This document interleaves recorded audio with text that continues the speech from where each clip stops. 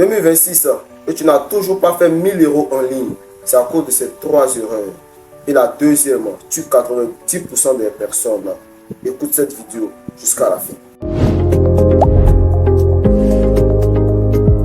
De nombreuses personnes se lancent dans les activités en ligne sans connaître ces 3 erreurs fondamentales à ne pas commettre.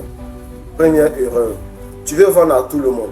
Par exemple, tu as une formation à vendre, tu ne cibles pas. Tu ne dis pas, toi tu veux vendre en même temps aux salariés, aux étudiants, à tout le monde. Non, ce n'est pas comme ça. Au final, personne n'achète ta formation, ou soit personne n'achète ton produit. Il faut cibler tes ventes.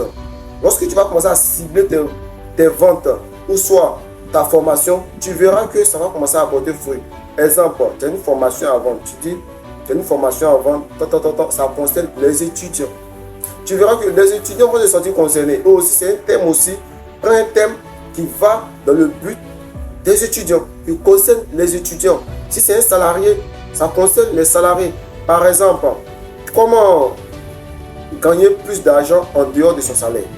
Ou soit, comment s'en sortir sans toucher son salaire? Je vois que ça va toucher les salariés, les fonctionnaires, et ils vont acheter. Et même aussi pour les étudiants aussi. Deuxième erreur.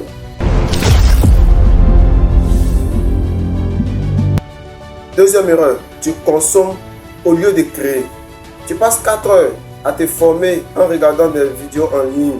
Et au final, 0 post, 0 vidéo mise en ligne, 0 formation, 0 produit. Au final, à quoi ton service c'est tous ces 4 heures que tu as perdu? Ça ne sert à rien de le faire. Passe à l'action, sois pragmatique. Mais ce que tu dois faire, il faut le faire. Toujours en respectant la première. On ne pas commettre la première erreur.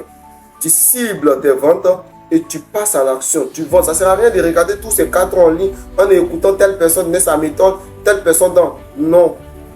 Ne sois pas consommateur. En faisant ça, tu deviens consommateur. Au final, tu crées quoi? Tu ne crées rien. Et au final, temps perdu. Et tu vas finir par m'abandonner. La troisième erreur à ne pas commettre est que tu changes de business tous les 2 semaines. Non.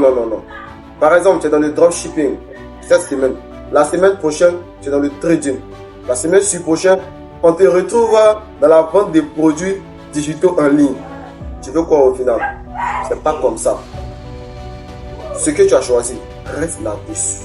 Si tu as choisi de vendre des produits digitaux en ligne, persévère. Fais un bon projet, concentre-toi sur ton business. Au moins pendant 90 jours, tu verras que ça va payer. C'est comme ça. Ceux qui ont reçu, tout ne reçoit pas du jour au lendemain. C'est la persévérance et la constance qui fait réussir. J'espère que cette vidéo t'a aidé. Et si vraiment ça a été le cas, abonne-toi et c'est un sort. Prenez soin de vous et n'oubliez pas, le salut, il est personnel. Ciao.